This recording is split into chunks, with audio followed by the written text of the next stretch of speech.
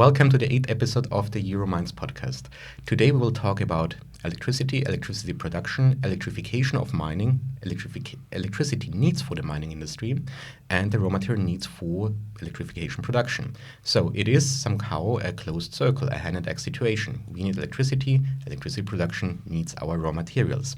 And with us today, there is no better person that we could imagine to talk about this topic, Cillian O'Donoghue. How are you, Cillian? Very good, Florian. Good to see you again. Huh? So, Cillian, you are the policy lead. You are leading the policy practice of Eurelectric. Tell us a bit about who you are and what you're doing. Yeah, well, firstly, thanks for the invitation and great to be here. So I am Cillian O'Donoghue. I lead the policy department in Eurelectric. We're basically the European Electricity Association. So we represent the interests of electricity here in Brussels. And I guess what we do is we use this ABCDE method. So we do advocacy, pretty straight up. We give business intelligence, so what's happening in electricity, communications work, we disseminate the information, and the E is events. So essentially, normal association based in Brussels focusing on electricity. Wow. So you are now at the moment very coveted. We have an electrification action plan coming up. We want to decarbonize further. Everything is about electricity. Do you have an idea what is electricity need for the upcoming decades? Yes, so it's a very good question. So, well, firstly, what you say is true. Kind of as we decarbonize society is really a story of electrification. How much we can electrify. If I speak here in Europe, we use just under 3,000 terawatt hours of electricity. We expect by 2050 to be about 5,000. So you're looking at a 2/3 increase overall. Something which is very doable, I should add. But that's kind of the numbers we're looking at. And those 2/3 that we want to add to the grid will probably come from renewable and fossil-free sources, I assume? By and large, yes. So in terms of new generation, what we would largely expect is huge amounts of wind and solar. Their costs have dropped dramatically. And these are things which can be added very fast. So there's a need for speed. We gave the deadlines of 2050. So it's by and large, a story of wind and solar for new generation. We will still keep existing sources, hydro, nuclear, of course, in the mix, but new generations mostly wind and solar. That's accurate. And batteries probably to stabilize the grid. 100%. So, kind of what we've seen in the electricity sector is two revolutions.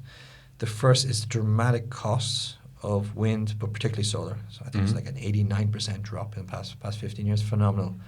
What's less discussed is the dramatic costs in batteries. Yeah, these LFP batteries dropped 91%. So it's been very, very useful for us in terms of storing electricity, and that also makes the renewable projects more and more investable because you can obviously capture that when you have excess, etc. So wind, solar, complementary with batteries is what we would expect in terms of new generation to dominate here in Europe. Okay. And which are the materials that you need for this?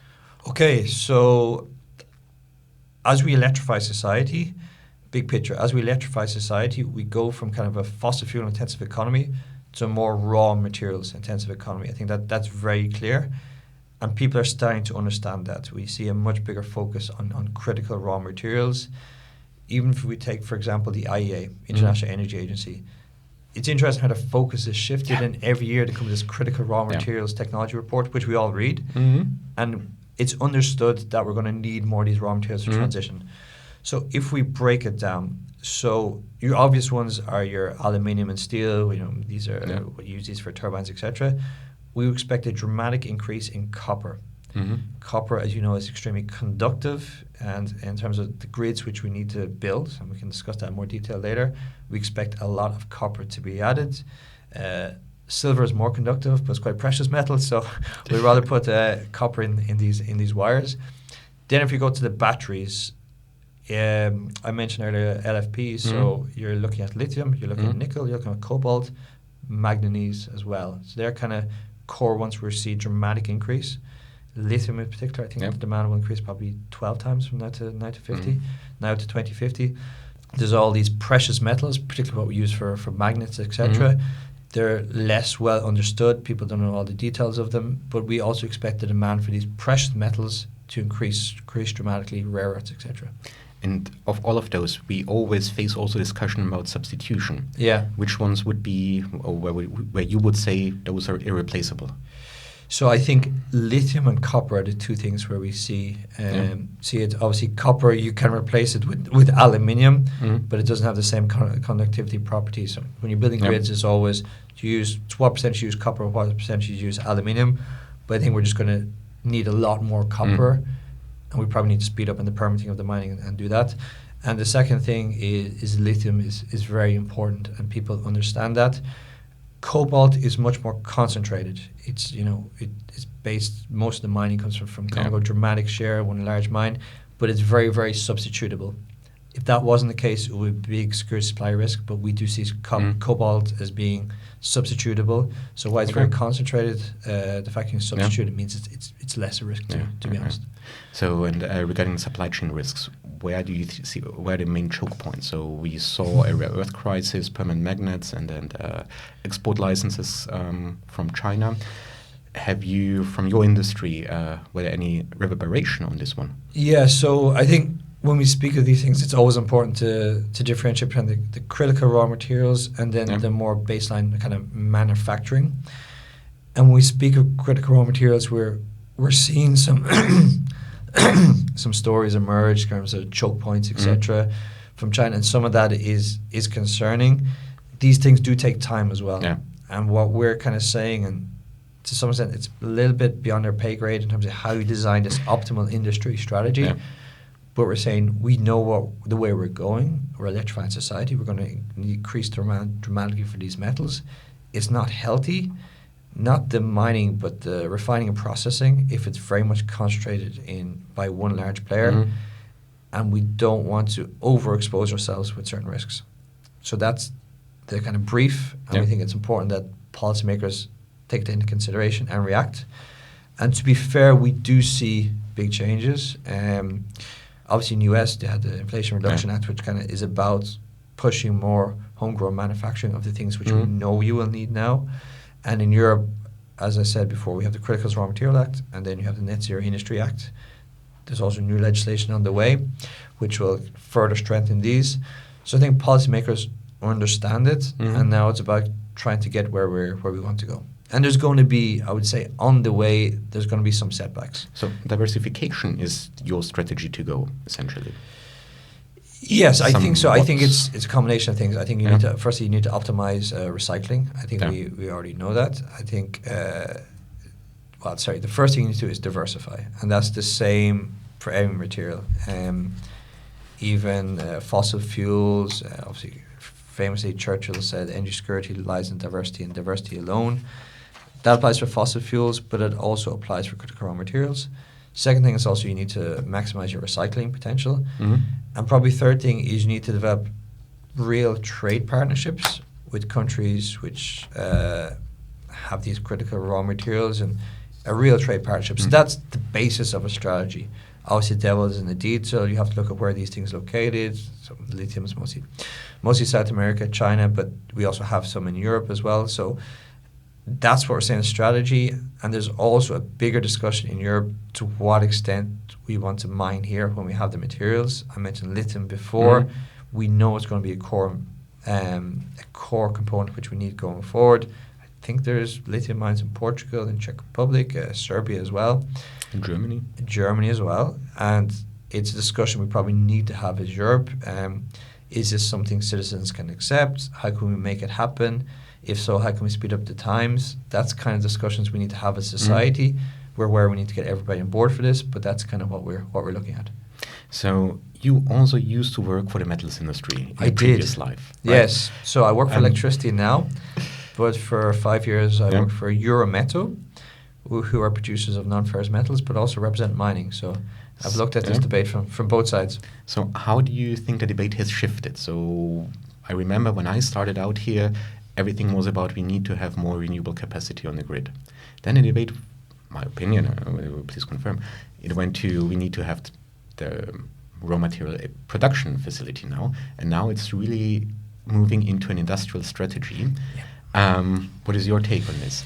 Yeah, the way I see the debate going, there's been one major development, and that's a more geopolitical development. China has electrified their society, and they've shown that's the way to go, both in terms of energy security, but also competitiveness. So before, this electrification was kind of seen as more a green argument, but now we see it's good for the other two pillars. And their electrification rate has increased dramatically. It's gone from less than 20% to, I think they're at 32% now. And as part of that strategy, they've had not just a climate and energy strategy, but an integrated industry strategy. And they say, we're going to do this, and it's going to be good for industry. I think now we're learning from that. I think before there was a bit of skepticism. And the way the debate is going now, you have your traditional petro-state. I think US, under the current administration, is kind of looking at themselves as this petro-state. You have this electro-state developing in China. And there's a question which way Europe goes. But when we speak of an electro-state, we also need to... Can you elaborate on this concept? Yeah, what is an electro-state? So electro-state is a state which is increasingly electrified society. But what you want to be is also a state where you electrify, but you bring the clean tech with you, and you bring the jobs and the value chains for the production of that material. And China have shown that. And that's quite difficult. If we just take the example of batteries, Net Zero Industry Act, you have a lot of things. You have solar, you have wind turbines, electrolyzers, etc. Batteries is probably the key one we need. We're just going to need a lot of batteries, both for your EV, but also for your kind of large-scale storage. The Chinese have really understood this, and what they've done is quite phenomenal. Even a company, CATL, is about 60% of the global market, and they've understood that batteries are the way to go. We can increase the range of EVs, etc. And as Europe, but not only that, it's about like the entire energy security is depending on the batteries they're producing. 100%. It's quite phenomenal. And as Europe, we're trying to understand that, and we came with this Northvolt project. It wasn't a success. We understood that, but we probably made some learnings from that. It doesn't mean we shouldn't go again on batteries. Maybe we need to be a bit modest. We went there 20, 30 years ago and gave them a technology transfer. Yep. I think, again, as I said, maybe we need to be modest, and the Chinese will come to Europe. And we will say, when you invest in Europe, then you have to have some technology transfer when you come to Europe. As far as I understand, even some of the recent investments in Hungary and Debrecen, there's no technology transfer. When they go to US, the Americans are very strict. If you want to invest in the US, you have to have a technology transfer. So these are the sort of things we can integrate to industry policy, which we think we think will help. Because just to repeat, we know the key value chains. We know what we need to produce in Europe. So it's about how can we make that happen. How can we make this happen? Yeah. I mean, from our perspective, it's also very important. What is the OPEX in the end? Now, mining is electrifying. We have non-ferrous metals mining, so that you know quite well, is more than 70% electrified. Iron ore mining more than 90%. So there's always a cost coming in this kind of transformation, and using more renewables is great, and we see that the prices are dropping per megawatt hour installed. But there are always fears also that using the batteries in order to stabilize it would drive this up. What would be your response to this? If I can be direct, I would disagree. I think the cheapest new generation now is renewables and storage. That's what we see. So it's a myth, this idea you can build new gas plants and they're going to be cheap. It's a myth, yeah. What we also need to understand is different sources play different roles. I think the role of gas in the European power mix going forward is going to reduce quite dramatically, but it's going to play an important role in terms of security supply, particularly seasonal security, and that's what we're looking at. But this concept that we can practice renewable development and add coal and gas and it's going to be cheap, it's very much a myth. The cheapest new source is renewables, and that's why we're doing it. It's good for competitiveness.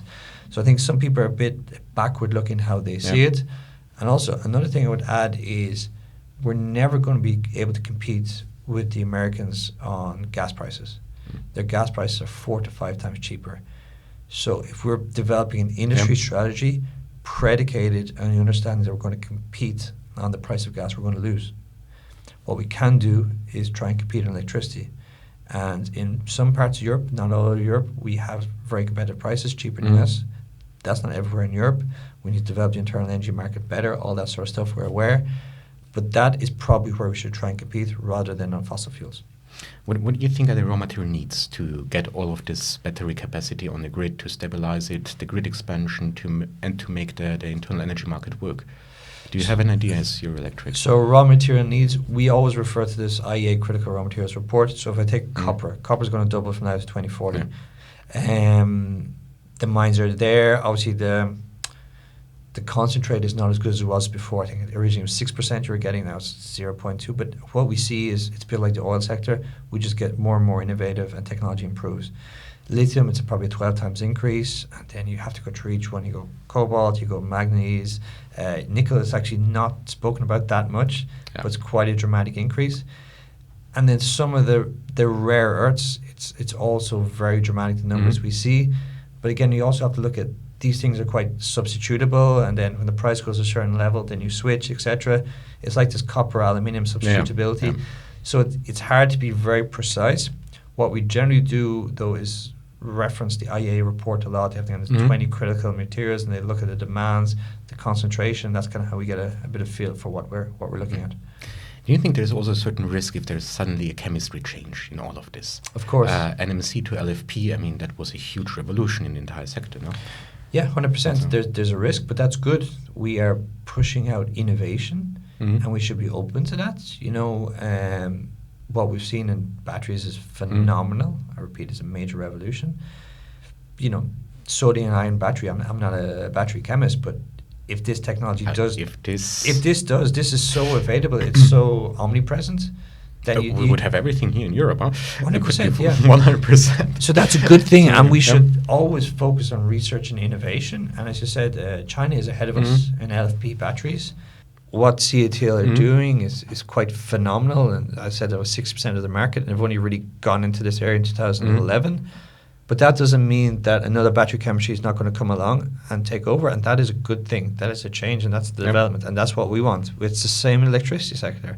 We had new technologies that came along, we scaled them, they became cheaper, and they take over. That's something we should always welcome. That's capitalism, incentivizing innovation. That's the story we want. Yeah, I'm just asking myself, you know, when we have like 15 years to open a new mine and so on, and we're betting on, you know, NMC will be the technology of the future, we will end up with a lot of stranded assets. I mean, electricity sector had this kind of situation before with the coal switch and phasing out the fossil fuels. What would you recommend the mining industry? How to deal with this kind of risk? Yeah, well, it's a big risk. So I think some commonalities we have is we have huge capex investments, and we need to have security that what we produce will be bought. In electricity, what you try and do is when you have a big project is you try and either sign PPAs, power purchase agreements, or maybe a CFD, contract for difference with the state, to somewhat de-risk your investment. So you say, okay, a certain percentage of this, what I produce, will be locked in under this contract. Another percentage will be on what we call the spot market. Another percentage will be sold ahead. So these are all the de-risking mechanisms which we have. What we see is markets are extremely efficient at the distribution of resources, and we should always let markets function. They're very good at that. But obviously, the state does play a role in de-risking sometimes. And I think in the mining sector, that's what we're going to look at as well. And again, from my background in mining metals, I know the numbers, and it's phenomenal, some of the capex investments involved. And you need to de-risk it. You need to have off-takers. You need to lock in agreements. And again, that's probably something where China has been more open and more willing to do business with certain countries and lock in certain investments. They've also been willing to open up their own mines as well. Huh? And also integrated along the entire value chain, from the mine to the producer, even to customer-facing output. I mean, I think this is something that we are lacking somehow in Europe, this understanding. I would agree. And also, I think there's a misunderstanding of we need to separate the mining from the processing or refining. Yeah. And let's be honest, China is not so dominant in mining, but the processing and refining they're really focused on. And I think we need to also factor that in as well, because people just look at where the mines are concentrated, but it's much more complex than that, the value chains. Electricity is a commodity, it is being used, it has a fluctuating price, CFDs and PPAs, it's all about, I mean, access and price stability over a certain long time period. It's the same for raw materials. There is a spot price, and I have my offtake agreement. I try to hedge against it. I try to keep it stable. So do we need some further or other tools as well for this that would allow for more integration along this value chain? What do you think? Well, I think volatility itself is not an issue. I think volatility seems to bring market opportunities, and that's batteries are doing so well because they're dealing with the volatility of renewables, and that's a good thing. A big issue is not volatility. So if you have high prices for a long period of time, and what we do see in Europe is prices are coming down. We had a very bad crisis in 2022, which was a result of our overexposure to gas. And what we've seen after the Russian invasion of Ukraine is the gas markets went crazy, if I can use a lazy term. But like seriously, if you look at the average price of gas at the TTF, it was for the 5 years before the average was €18. It went to over €300. So it's not a doubling; it's almost a 20 times increase. And we were fully exposed to that. That's not a good thing. And what you see is when we electrify society, when we do the mining, when we run things off electricity, then you're less exposed and you have more control over that. And we need to be conscious of that. It gives certain powers less power over us. Yes, we are switching dependency to a new dependency, but this is something you can prepare well for. It's more capex intensive. You can stockpile some of these equipments. You know, if some of these things are cut off in the morning, it doesn't have the same impact compared to what we've seen with fossil fuels. I know it's more nuanced, of course, but that's generally how we would see it. I'm more thinking of how can we, copy something or that the US is doing or that China is doing in terms of integrating our supply chains, from the mine to the processing to the construction of a solar panel or a wind turbine. Because we are very electro-intensive. You are very raw material intensive. We have very similar tools to de-risk price swings. There could be something done. Is this something that Eurelectric is looking into, or where you see that different concepts like those tripartite agreements could shift the scale into a favor of more domestic value chains, or stronger, more resilient domestic value chains? Yeah, so what first thing I say is we definitely want a strong Europe in terms of industry policy, and we see electrification as a major opportunity for Europe, and it's something we should get right. Yeah, as I mentioned at the very beginning, you have climate and energy policy, you also need a proper industry policy. The optimal way to do that is something which will take place through discussion. There's this concept now of tripartites, which we think makes a lot of sense. You get everybody across the table, and just if we give the example of some of the mining projects, even the new project we're discussing now in northern Sweden, you're going to use a lot of electricity, you're going to use a lot of hydrogen, and then you have the production, it's iron ore mine. This is a lot of parties coming together, and for us, when we sell the electricity for the hydrogen process, we need to make sure the customer will stay there. So it's quite a complex negotiation, more complex than previous, and needs to be more de-risking mechanisms, and that's why things like tripartite, with a lot of people in the room, and you say, okay, I need this much electricity for the hydrogen. Then we're like, okay, we need to make sure this customer is here, because let's be honest, if we have a huge production facility in northern Sweden and we're discussing 50 terawatt hours here, the demand of Sweden is 135 terawatt hours, so it's almost a third of the demand. You need to be fully sure your customer will buy that electricity and they will stay there, because let's be honest, you're not going to sell it to anybody else, given where you are in the map. So that's the sort of de-risking mechanisms that we need, and we probably need that discussion, and we need it in a real sense. And lastly, I would say there's probably one weakness we have in Brussels is when you look at member states, they have very strong industry policies. If you're German and you're Minister for Economy and Industry, it's a very, very important portfolio. It's similar in Brussels, but at the same time, industry policy doesn't have the same weight. We're trying to look at that now. But member states are kind of they like their own turf. There's also a bit of a race to the bottom. That's what we see as well. Industry policy, there's the subsidies going to industries, it distorts the internal market. So we probably need to look at that and what we agreed to do together. And it's a pooling of resources. And if you want to create certain champions in batteries, create certain champions in other things, then it has to be a real discussion. Where do these locate? How do we do it? That's kind of how it needs to be. Who will pay for it in the end? Who will pay for it? Yeah, these are real tangible discussions. And apart from that, where would you see other points where, for example, there is a similarity between raw materials and electricity? in terms of issues. I mean, you just mentioned the market. We also don't dig a hole in the ground if we don't know that there is someone who will take the stuff that we take out for the price that we would like to see. Price visibility we had. How about permitting? Permitting. So permitting is both a key issue for both our sectors, what I've seen from experience. I need to be honest though and say it's very different comparing a renewable projects with a mining project. Yeah.